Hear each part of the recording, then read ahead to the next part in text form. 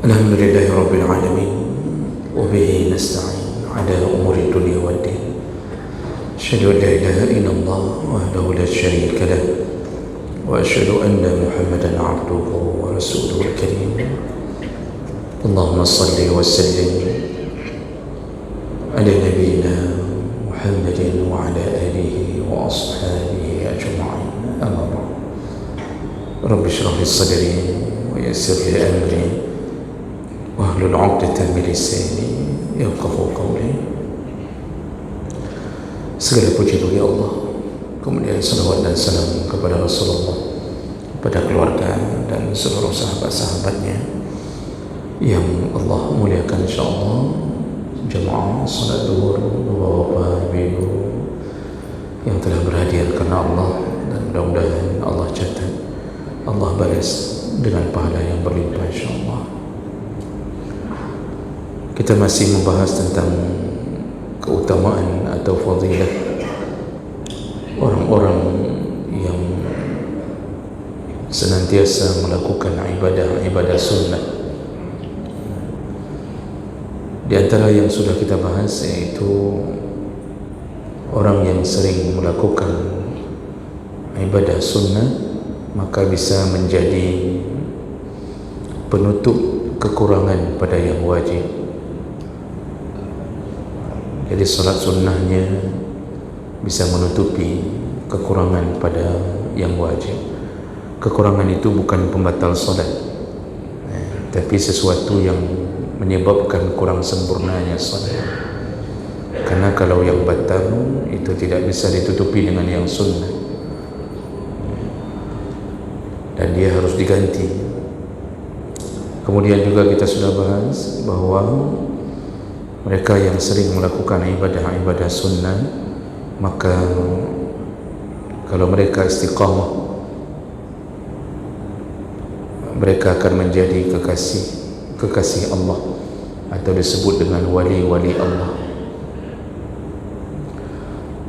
Dan kemudian juga yang terakhir kita bahas kemarin, mereka yang sering melakukan ibadah sunnah, maka seluruh pergerakan tubuh mereka itu dibimbing oleh Allah Subhanahu wa ta'ala. Dan itu disebutkan dalam satu hadis bersamaan dengan penyebutan tentang ciri-ciri wali-wali Allah. Kita sudah jelaskan minggu yang lalu bahwa begitu Allah menjatuhkan vonis cintanya kepada orang yang sering melakukan yang sunnah, maka seluruh pendengarannya adalah pendengaran Allah, kemudian penglihatannya adalah penglihatan Allah. Ketika kakinya bergerak, juga pergerakan yang diatur oleh Allah. Ketika tangannya bergerak menggenggam, maka itu pun adalah sesuatu yang telah diatur oleh Allah.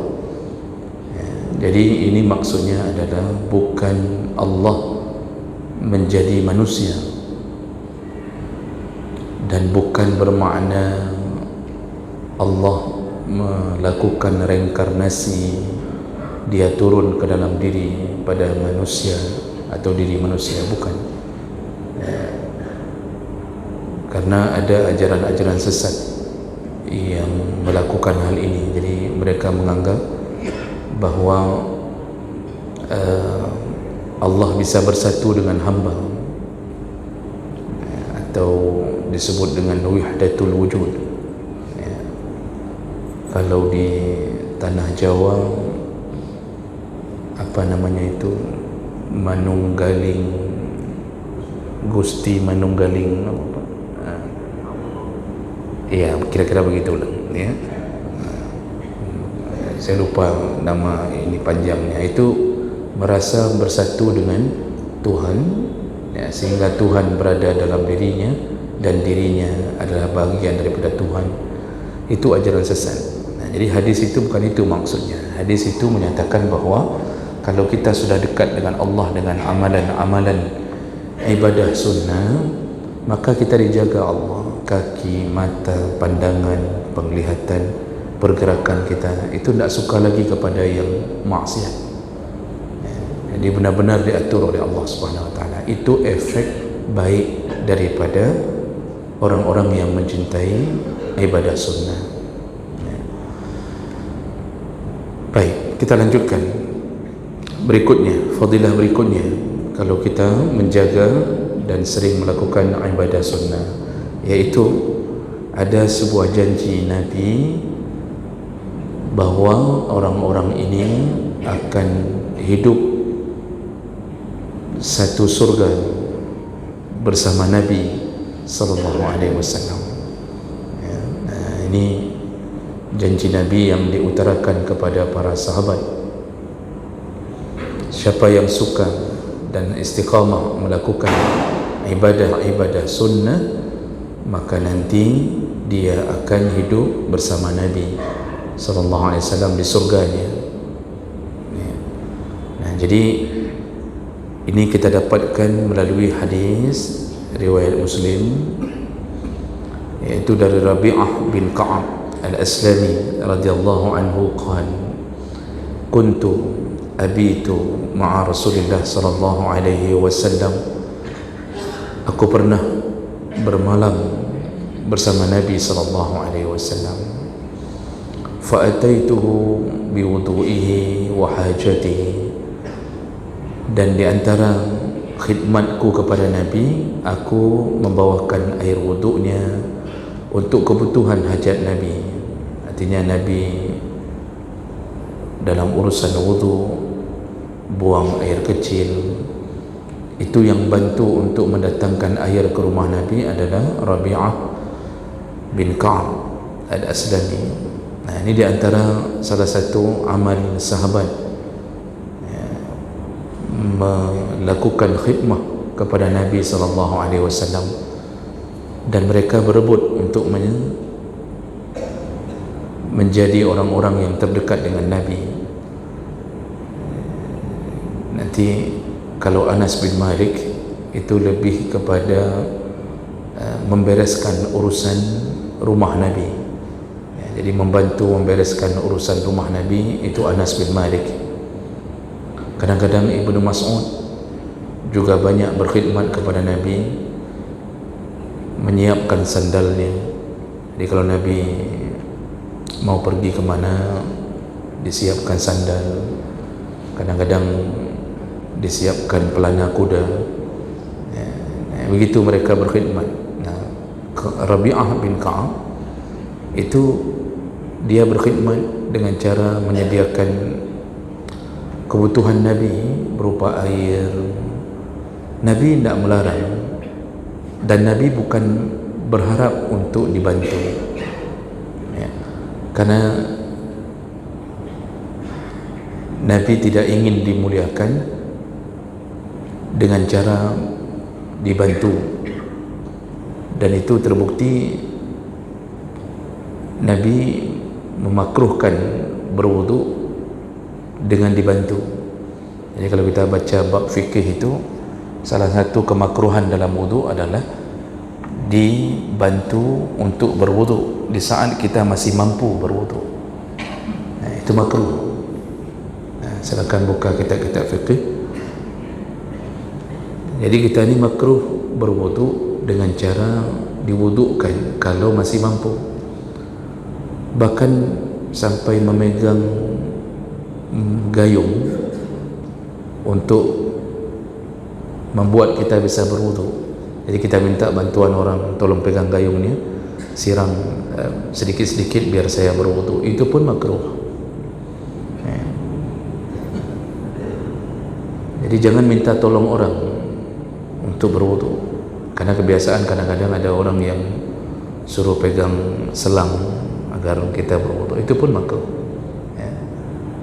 Dan Nabi tidak suka untuk dibantu begitu. Namun dalam urusan mereka mencoba berlomba-lomba mendekati Nabi dengan berbagai khidmat yang ditawarkan, Nabi tidak larang. Walaupun Nabi sebenarnya tak butuh, tapi Nabi tidak larang. Kenapa Nabi tidak larang? Karena Nabi tahu bahawa dirinya adalah salah satu wasilah untuk menuju kepada kasih sayang Allah Subhanahu Wa Taala. Kan Allah yang mengatakan bahawa Muhammad, qul, katakanlah, in kuntum tuhibbunallah fattabi'uni. Ya, kalau engkau benar-benar mencintai Allah, kasih tahu umatmu Muhammad bahawa ikuti aku, maksudnya ikutlah Muhammad. Ya. Dan ikut ini bisa bermakna ikut dalam semua perilaku beliau, ibadahnya beliau, dan juga bisa bermakna ikut itu adalah mendekat ke Nabi SAW. Dan jaminannya apa? Yuhibbukumullah. Kalau engkau mengikuti Nabi, ya, mendekat ke Nabi, maka engkau pun dicintai oleh Allah. Wa yaghfir lakum dzunubakum, dan kemudian diampunkan dosa-dosamu oleh Allah Subhanahu wa taala. Makanya sahabat itu berlomba-lomba berkhidmat kepada Nabi sallallahu alaihi wasallam. Mereka bahkan tidak peduli dengan nyawa mereka kalau urusannya sudah dengan nyawa Nabi. Ya. Begitu para sahabat memuliakan Nabi. Jadi ini Rabi'ah bin Ka'am ini juga begitu. Nah, kemudian pada suatu hari setelah lama beliau berbakti ke Nabi, membawakan air. Nah, pada suatu hari Nabi berkata kepadanya, faqal, sal Rabi'ah, mintalah sesuatu. Jadi maksud minta sesuatu itu, Nabi ingin mengatakan, engkau telah lama berbakti kepada aku, engkau berkhidmat kepada aku, maka apa yang bisa kuberikan untukmu? Di antara salah satu adab dalam Islam adalah membalas kebaikan orang. Kalau orang sudah berbuat baik, maka balaslah kebaikan, jangan dibalas dengan keburukan. Ketika orang pernah berbuat baik kepada kita, baik bentuknya pertolongan ataupun hadiah, maka adab kita adalah membalas, ya, walaupun semampu kita. Mungkin kita pernah diberi apa dengan harga yang lumayan mahal. Kalau kita mampu membalas setimpal kebaikan itu, balaslah dengan setimpal. Kalau kita bisa memberi balasan dengan yang lebih baik, itu lebih utama. Tapi kalau kita tak mampu membalas kebaikannya dengan benda atau harga yang setimpal dengan itu, paling kurang semampunya. Tak mampu juga, apa kata Nabi? Balaslah kebaikan orang dengan mengucapkan jazakumullah khairan. Ucapkanlah jazakumullah khairan. Faqad ablagha as-sana. Barang siapa yang ketika orang berbuat baik kepadanya, lalu dia mengucapkan jazakumullah khairan, semoga Allah membalas kebaikanmu, faqad ablagha as-sana, dia telah memberi dan membalas dengan kebaikan yang tinggi. Makanya kalau bisa diganti Bapak Ibu, kalau bisa dibiasakan mengganti kalimat terima kasih dengan jazakumullah khairan, karena itu permintaan Nabi sallallahu alaihi wasallam. Jadi ganti terima kasih udah bagus, tapi terima kasih itu tidak menggantungkan permohonan agar Allah membalas kebaikan orang yang memberi ini. Tapi kalau kita sudah ucapkan jazakallah atau jazakumullah khairan, kita mohon kepada Allah, ya Allah, kami tak mampu membalas kebaikannya, maka engkaulah yang balas ya Allah. Nah, kalau Allah yang balas, itu mana ada seperti yang kita beri. Kalau Allah yang balas, tentu berlipat ganda dibandingkan dengan apa yang telah kita beri. Makanya kalimat terima kasih kalau bisa sedikit-sedikit diganti dengan jazakallah. Mungkin bagi sebagian orang agak sedikit terkesan kaku, aneh, apalagi kalau kita berada di kampung, tiba-tiba ada yang kasih kuah, Ada yang kasih kuah satu mangkok, lalu kita ucapkan jazakallah khairan. Mungkin dia akan memandang kita dengan waktu yang lama. Dia akan berfikir, ni apa, jalan sesat atau apa. Atau mungkin sesama kita pun kadang-kadang masih terkesan aneh. Kita balas dengan jazakumullah khairan. Lalu dia kadang-kadang agak sedikit menyindir, alah, baru ikut pengajian sehari sudah sok-sokan jazakallah, kata dia. Itu ada tu yang model-model begitu, Pak. Nyindir, udah kena Arab punya barangnya, katanya, gitu-gitu. Padahal itulah kalimat terbaik untuk membalas kebaikan orang. Banyak orang tak mengamalkannya. Dalam keluarga, ajarkan anak-anak, asal terima sesuatu, terima angpau, jangan ajarkan terima kasih lagi, ajarkan jazakumullah khairan. Jadi karena selama ini kan anak-anak ni, apalagi persiapan hari raya kan, angpau akan segera bertebaran di mana-mana. Anak kita ajarkan, ucapkan jazakumullah, begitu. Tapi kalau begitu dibuka amplopnya cuma 1,000, batalkan jazakumullah tadi, ya. Kira-kira begitulah, ya. Janganlah dibatalkan, kan? Baik. Bahkan nanti di waktu kita makan minum diundang orang, itu kan Nabi mengajarkan doa.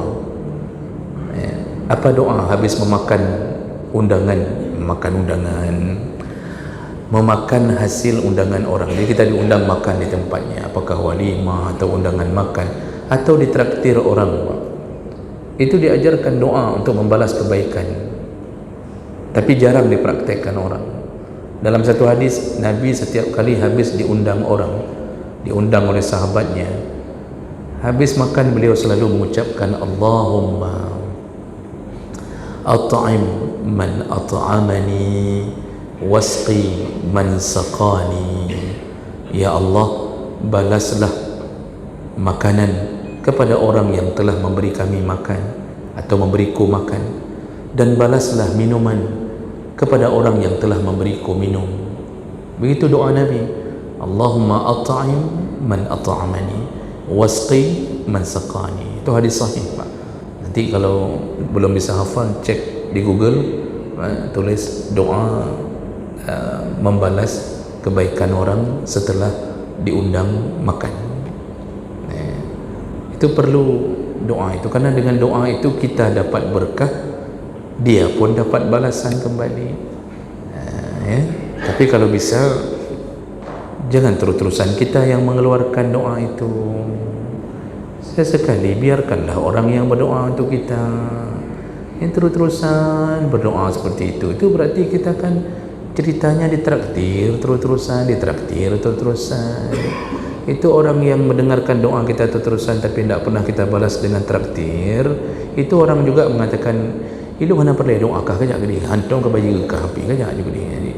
Orang kesal juga kalau terus-terusan mentraktir tak pernah dibalas. Jadi Nabi ingin membalas kebaikan ini Rabi'ah. Maka Nabi bertanya, "Sal, mintalah sesuatu. Apa yang bisa aku balas untukmu, wahai Rabi'ah?" Begitu sifat Nabi sallallahu alaihi wasallam. Fakultu, Rabi'ah berkata, jadi karena ini kesempatan Nabi bertanya itu, Rabi'ah mengatakan, "As'aluka murafaqatuka fil jannah ya Rasulullah." Aku hanya minta, izinkan aku terus bersamamu di dalam surga. Aku hanya minta, izinkan aku terus bersamamu sampai ke dalam surga. Jadi Rabi'ah ni ingin mengatakan, aku tak ingin berpisah darimu ya Rasulullah, sampai ke surga pun kalau bisa satu surga denganmu. Nabi itu kan punya surga yang paling tinggi untuk para Nabi, yaitu surga Firdaus. Tapi itu telah ditanya oleh sahabat, apakah surga Firdaus itu hanya untuk para Nabi? Rasulullah mengatakan tidak. Selain Nabi pun bisa berada di surga Firdaus. Dan salah satunya yang disebut dalam hadis lain adalah husnul khuluq, ketika seseorang punya akhlak yang paling baik. Jadi penghuni surga paling tinggi itu orang yang paling baik akhlaknya.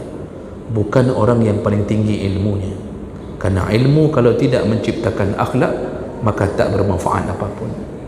Ilmu boleh tinggi tetapi dia tidak mencerminkan orang berilmu, itu tak dapat apapun.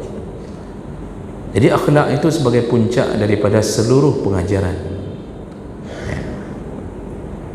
Di sini Rabi'ah ingin masuk ke dalam list orang-orang yang bisa tinggal bersama Nabi satu surga. Qal, lalu Nabi mengatakan, au ghaira zalik, Nabi mengatakan bahawa Rabi'ah, ada doa lain, ada permintaan lain tak?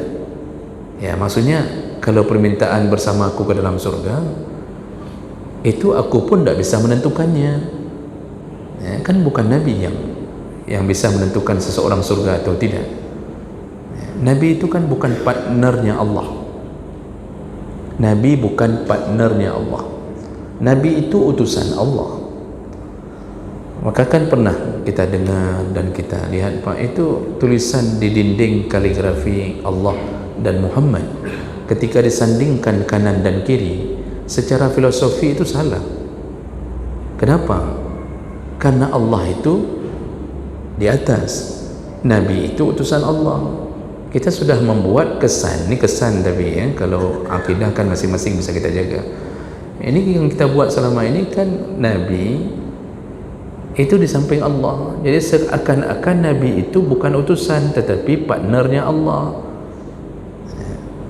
Ya, kalau ditanya apakah benar posisi meletakkan Allah di samping Nabi, ya salah lah. Seharusnya Allah di atas, Nabi di bawah.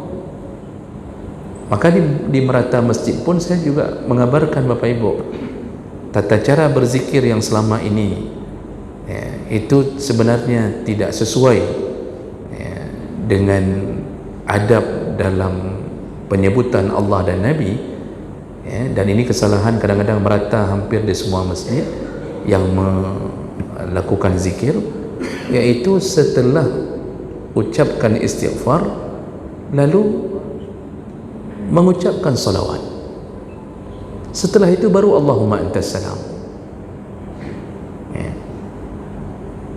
Ini ada dua kesalahan. Yang pertama,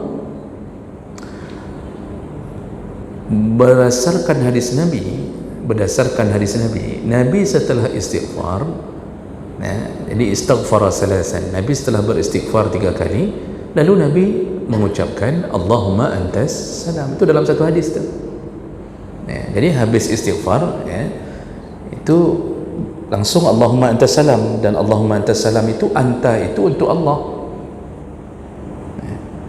Itu yang pertama, jadi sudah tidak sesuai dengan hadis. Yang kedua, kesilapannya, tidak ada satu tuntunan pun dalam menyebut perihal keagungan lebih dahulu mengagungkan Nabi baru mengagungkan Allah. Itu dimanapun tak didapatkan. Dalam berdoa, contoh ni, dalam berdoa siapa dulu yang kita sebut? Allah, baru sebut Nabi.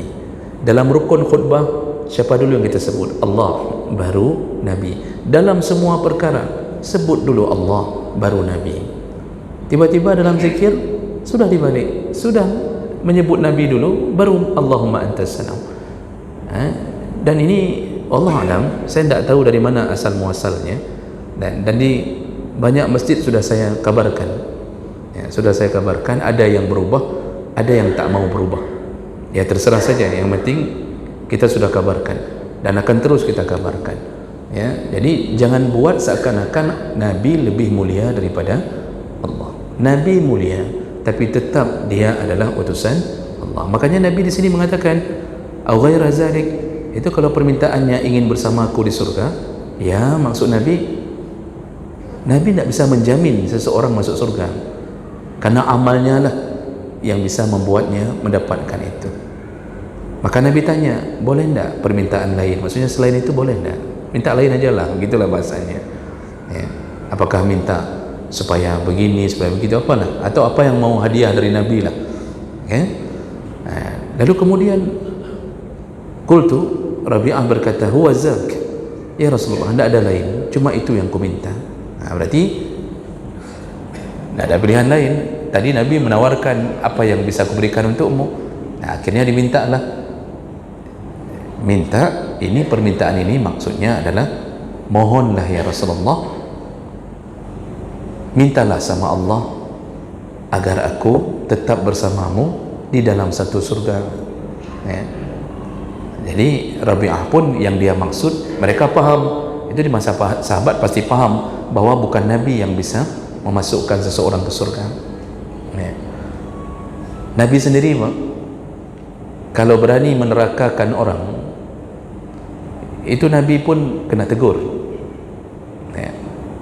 Nabi tidak bisa menjamin orang masuk surga, Nabi pun tidak bisa menjamin orang masuk neraka. Semua izin Allah, semua izin Allah. Ya. Oh, disebut oleh Nabi 10 sahabat jaminan surga, itu sudah diberitahu oleh Allah. Ya. Lalu ada orang yang seorang perempuan yang sakit penyakit ayan. Penyakit ayan itu epilepsi. Lalu kan dia mendatangi Nabi, ya Rasulullah, mohonlah agar aku sembuh, mintalah sama Allah agar aku sembuh. Nabi berkata, kalau engkau mau sembuh, aku doakan. Tapi kalau engkau bersabar, maka aku jamin engkau masuk surga. Itu juga dengan ilmu yang diberikan oleh Allah. Siapa yang bersabar di dalam penyakitnya, maka dijamin oleh Nabi untuk masuk surga. Jadi ilmunya dari Allah. Akhirnya perempuan ini mengatakan, ya sudah, tidak usah lagi berdoa untuk sembuh, biarkan aku terus sakit, karena dia lebih memilih surga daripada harus sembuh di dunia. Begitu iman orang dahulu. Mungkin kalau sekarang, Pak, kita sakit, seandainya Nabi menawarkan, mau surga apa mau sembuh, kalau bisa tabah, sabar, engkau akan masuk surga. Mungkin kita akan mengatakan, ya kalau bisa ya Rasulullah, surga juga, tapi ya sembuhlah sekarang, gitu kan. Karena beda iman, Pak, ini level iman ni memang beda. Ya. Makanya tidak ada Nabi kalau berani menerakakan orang, itu kena tegur. Ya. Kan dalam surat Ali Imran 128 kalau saya nak salah, itu nanti dicek kembali, 128 kan Nabi kena tegur. Allah menurunkan ayat, laisa laka minal amri syai' aw yatuba alaihim aw yu'azzibahum fa innahum zalimun, kata Allah. Apa penyebab ayat itu turun? Jadi ayat itu berbunyi, laisa laka minal amri syai', Muhammad, itu tidak ada urusanmu, ya. Tidak ada urusanmu masalah nasib seseorang. Aw yatuba alaihim aw yu'azzibahum, mau Allah memberi taubat ke mereka, mau Allah mengazab mereka, itu urusan Allah, bukan urusanmu Muhammad.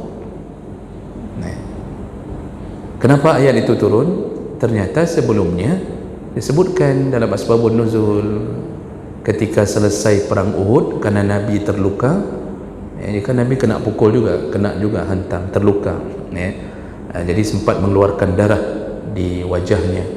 Lalu kemudian Rasulullah duduk, ini udah banyak korban, Rasulullah duduk istirahat sebentar. Disitulah Rasulullah berkata, ya, kaifa aflaha qaumun laqad khadabu wajha nabiyihim wa huwa da'ahum ila rabbihim. Bagaimana bisa beruntung orang-orang yang melukai wajah nabinya, padahal nabinya lah yang mengajak mereka untuk menuju ke Tuhannya, artinya ke rahman Allah. Nabi yang ajak kalian pukul, itu maksud Nabi.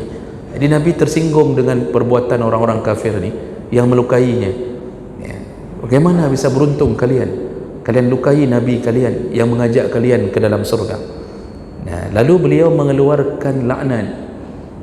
Di sini beliau mengeluarkan laknat, menyebut beberapa nama dari pemuka-pemuka kafir yang ikut dalam perang Uhud di waktu itu. Disebutlah nama-nama, ya, oleh Nabi SAW. Ya Allah, laknatlah fulan, laknatlah fulan, laknatlah fulan. Begitu kata Nabi. Ada beberapa nama disebut sebagai perwakilan. Begitu Nabi melaknat mereka, turun ayat ini. Tak ada urusanmu Muhammad, kata Allah, ya.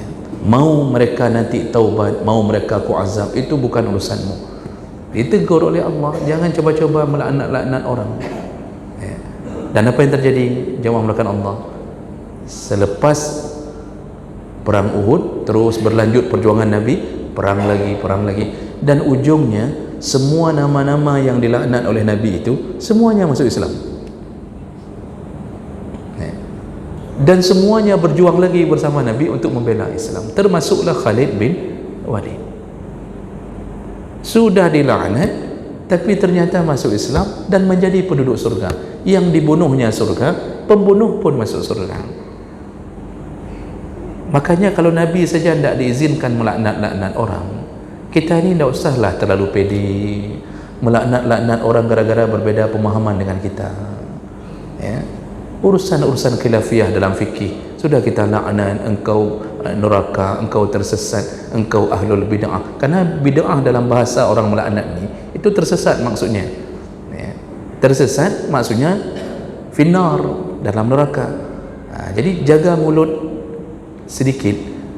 Mungkin karena kurang berilmu, makanya terlepas akan-akan semua yang di luar apa yang dia pahami semuanya ahli neraka, ya. Jadi jangan mencoba menerakakan orang, karena Allah murka, itu hak Allah, ya. Bisa saja orang yang kita laknat itu yang surga, kita tukang laknat, bisa saja kita dalam neraka karena kesombongan yang kita miliki.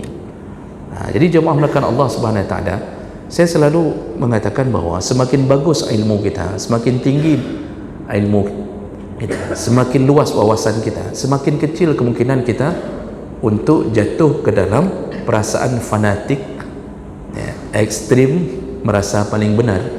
Itu bisa dijauhkan dengan bagusnya ilmu. Ini kayak mana mau bagus ilmu? Belum apa-apa, ngaji saja sudah didoktrin tidak boleh ngaji sama ustaz ini, sama ustaz ini tidak boleh ngaji. Jadi cuma boleh ngaji sama ustaz dia saja, ya. Jadi akhirnya didoktrin habis-habisan. Ujung-ujungnya tidak boleh bergaul, tidak boleh bergaul dengan ini, tidak boleh bergaul, itu bukan orang kita, bukan ini, bukan itu. Begitu kehidupan. Padahal agama ini datang untuk mempersatukan, mengajak orang sebanyak-banyaknya dalam surga. Tiba-tiba kita merasa eksklusif, di luar kita seakan-akan semuanya ahli neraka. Ini hati-hati penyakit hati ini, ya. Sehingga kemudian ada fenomena tidak mau lagi datang ke masjid. Kenapa? Itu bukan masjid kita, ya. Ini bukan di tempat kita itu. Oh, sampai jauh-jauh hanya untuk bergabung dengan kelompok eksklusifnya saja, tidak mau solat di masjid-masjid yang kira-kira dianggap masjid ini, masjid itu, tidak mau bergabung, ya. Datang Jumat pun karena tidak tahu mau kemana lagi. Itu penyakit hati itu, Pak. Itu bahaya itu, ya. Jadi jangan dibiasakan memporak-porandakan persatuan hanya dengan urusan-urusan khilafiyah. Kenapa tidak bilang saja, oh itu khilaf, ya, itu ada perbedaan pandangan, yang ini dalilnya, yang ini dalilnya. Lalu di ujung kita mengatakan, menurutku aku lebih cenderung ke pandangan ini. Selesai, tanpa menyakiti dan tanpa harus menghancurkan persatuan. Selesai di situ. Jadi jemaah melakukan Allah, Nabi tidak bisa jamin apapun, ya. Lalu akhirnya Nabi mengatakan, baik, kalau sudah itu permintaanmu wahai Rabi'ah. Akhirnya Nabi mengatakan apa? Qal fa'a'inni ala nafsika bikasrati sujud. Maka kalau engkau ingin tetap bersama aku sampai ke surga, tolonglah dirimu, ya. Artinya tolonglah aku untuk menyelamatkan dirimu, ya. Maksudnya buatlah aku bisa mendekatkanmu kepada aku. Caranya apa? Bikasrati sujud, perbanyaklah sujud. Disuruh perbanyak sujud.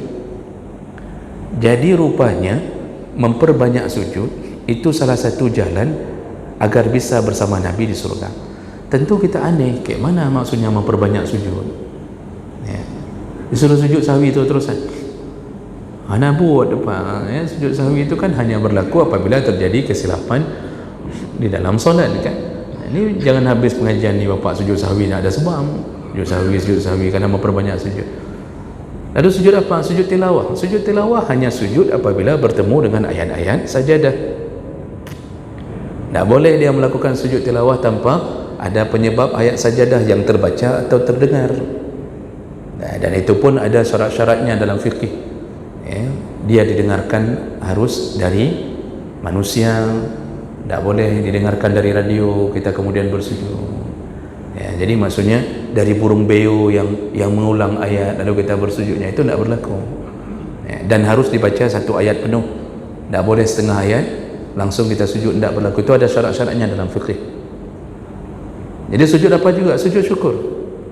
Tidak disuruh sujud syukur itu terusan, ya. Sujud syukur itu hanya berlaku lihujumin ni'mah, kalau dapat serangan nikmat, au daf'ul bala, atau terhindar dari bala.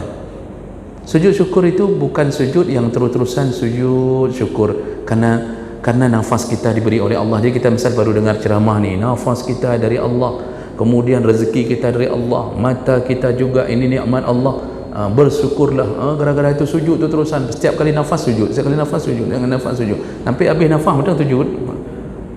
Itu bukan itu, Pak. Kalau kita baca bab fikih tentang sujud syukur itu hanya berlaku pada hujum. Hujum itu nikmat yang datang, bukan nikmat yang kontinu.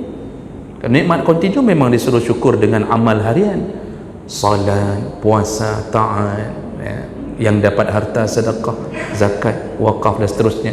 Itu hujum nikmat, itu nikmat yang tiba-tiba yang berlebihan. Misal contohnya ni, tiba-tiba diumumkan lulus P3K, itu boleh sujud syukur.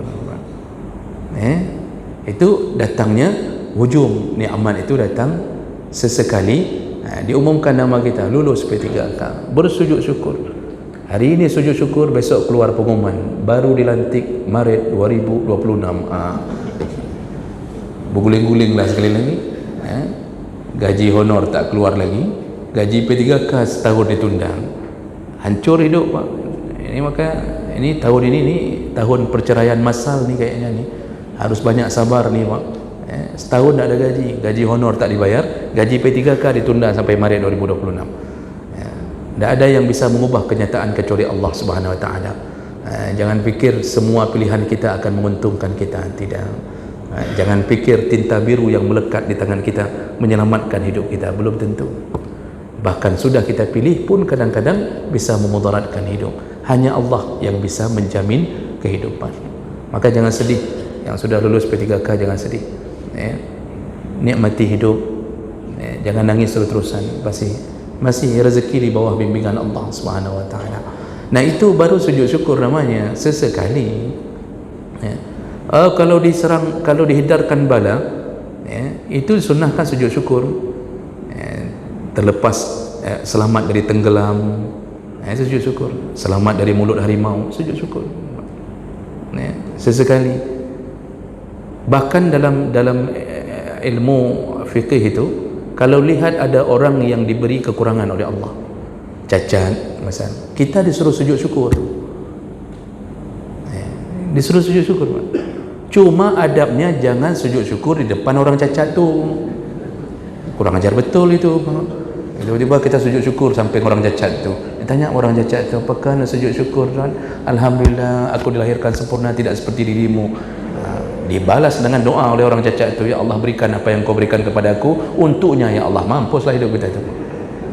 Dia adabnya jangan sujud situ, tapi di luar sana begitu tak nampak disuruh sujud syukur, ya Allah, engkau beri kesempurnaan pada tubuhku, pada tubuh anakku. Doakan orang cacat itu tabah. Sampai begitu, Pak, pelajarannya luas. Ilmu fikih itu luas, Pak. Jadi bukan hanya kita taubat lalu berubah pakaian, berubah peci, lalu kemudian kita mulai berpenampilan seperti penampilan Nabi, langsung kita berubah jadi ulama, langsung kita berfatwa macam-macam ke orang. Oh, tak begitu ilmu agama itu. Panjang ceritanya itu. Alhamdulillah sudah taubat, tapi janganlah menjadi seakan-akan baru satu balok, seakan-akan sudah 3 balok. Itu penyakit tu. Itu yang disebut dalam bahasa Indonesia tong kosong nyaring bunyinya. Okey, kita tuntaskan. Waktu 3 minit lagi, Pak. Sudah? Jadi Nabi mengatakan alaika bi kasratis sujud, perbanyaklah sujud. Nah, ternyata apa maksud perbanyak sujud? Nak mungkin disuruh perbanyak sujud dalam salat wajib. Salat wajib cuma boleh 1 rakaat 2 kali sujud. Tak boleh memperbanyak sujud. Dan Nabi tak bilang memperlama sujud, memperbanyak. Jadi para ulama tak ada yang mengambil kesimpulan disuruh sujud sendiri, sujud atau disuruh banyak sampai 3 kali sujud dalam salat subuh dalam 1 rakaat. Malah bid'ah itu. Itu baru betul-betul bid'ah itu. Melakukan amal di luar amal Nabi sallallahu alaihi wasallam. Jadi apa maksudnya? Sepakat para ulama mengatakan bahawa yang dimaksud dengan memperbanyak sujud adalah memperbanyak salatnya. Apa yang bisa diperbanyak solatnya? Solat sunnah. Ini kesepakatan para ulama, solat sunnah. Maka barang siapa yang memperbanyak solat sunnah, otomatis banyak sujudnya. Nah, ternyata amal sunnah, amalan ibadah sunnah Pak, mendekatkan kita ke Nabi SAW. Makanya bersemangatlah untuk melakukan solat malam, solat tarawih, ya, solat witir. Itu solat witir itu bukan amalan Ramadan saja. Solat witir itu kan memang nasihat Nabi kepada Abu Hurairah. Ausani khalili bisalas, kata Abu Hurairah, aku dinasihati oleh Nabi melakukan 3 perkara, yaitu solat witir sebelum penutup ibadah malam, kemudian berpuasa 3 hari dalam sebulan, lalu solat duha. Itu nasihat Nabi kepada Abu Hurairah radhiyallahu. Semenjak itu, kata Abu Hurairah, tidak pernah aku tinggalkan solat witir, 3 perkara tadi, termasuk solat witir. Jadi ini amal sunnah ini dipelihara. Usahakan istiqamah, dan lebih banyak yang kita lakukan dengan berbagai macam model solat-solat sunnah, tahajud, duha, kalau tarawih Ramadan, ya, nanti habis Ramadan lanjut Pak, dengan solat-solat sunnah. Bahkan ketika kita gundah gulana, kita tidak tahu mengadu ke siapa, kita ngadu ke Allah, diawali dulu dengan solat sunnah mutlak. Itu dilakukan sebanyak mungkin, dan ini adalah menjadi sebuah keputusan dari Nabi. Memperbanyak solat sunnah adalah cara agar hidup bersama Nabi di dalam surga. Itu kelebihan orang yang suka, dan memang disebut solat, tapi kemudian sebenarnya itu dikiaskan kepada semua amal sunnah. Jadi kalau kita melakukan amalan-amalan sunnah, puasa sunnah, itu mendekat ke Nabi, karena Allah Subhanahu wa ta'ala telah menjatuhkan cintanya kepada orang-orang yang benar-benar istiqamah dalam urusan-urusan ibadah sunnah. Maka jemaah melakukan Allah Subhanahu wa ta'ala, hari ini banyak orang meremehkan. Jadi ada orang Pak, salat qabliyah tidak ada, duduk Pak, tunggu imam datang atau tunggu qamat, tidak qabliyah. Nanti habis salat wajib tidak ba'diyah. Apa yang terjadi nanti? Ini sebagai penutup kita, ingat-ingat Bapak Ibu yang Allah muliakan, nanti ya, kita akan menyesalinya. Maka ada hadis Rasulullah SAW, marra biqabrin, Rasulullah melewati satu kuburan, lalu kemudian Rasulullah berkata kepada sahabat yang menemaninya, man sahibu hazal qabr, ini kuburan siapa, kata Nabi. Lalu ada sahabat yang mengatakan, li fulan ya Rasulullah, kuburan fulan. Lalu apa kata Rasulullah sallallahu alaihi wasallam? Raka'atani ahabbu ila hadha min baqiyati dunyakum. Ketahuilah, ini orang dalam kubur ni, dia berangan-angan agar bisa kembali ke dunia untuk melakukan salat yang ringan, salat ringan 2 rakaat, dan itu lebih dia sukai daripada seluruh kenikmatan yang engkau rasakan di dunia sekarang. Maksudnya, engkau berikan mobilmu ke dia, ya, ini kalau kita tawarkan mobil ke orang dalam kubur Pak, ya, kita kasih hadiah Pajero, Rubicon, Alphard, macam-macam Pak, kita kasih, dia akan menjawab, nak perlelungnya. Kita kasih emas 100 manyam, tak perlu dia sudah tahu apa hakikat hidup setelah meninggal, tak mau. Kita kasih rumah 4 tingkat Pak, tak mau dia, ya. Kalau di dunia kan ngejar-ngejar Pak, kita kasih minyak pertama kita gratiskan, tak mau dia. Tapi di dunia sampai dicampur-campur dengan pertalite demi mendapatkan itu kan, ya, orang kuburan tak mau lagi apa-apa milik dunia, tak mau lagi. Apa yang mereka harapkan? Raka'atani khafifatani, 2 rakaat salat yang ringan, izinkan kami kembali melakukannya ya Allah.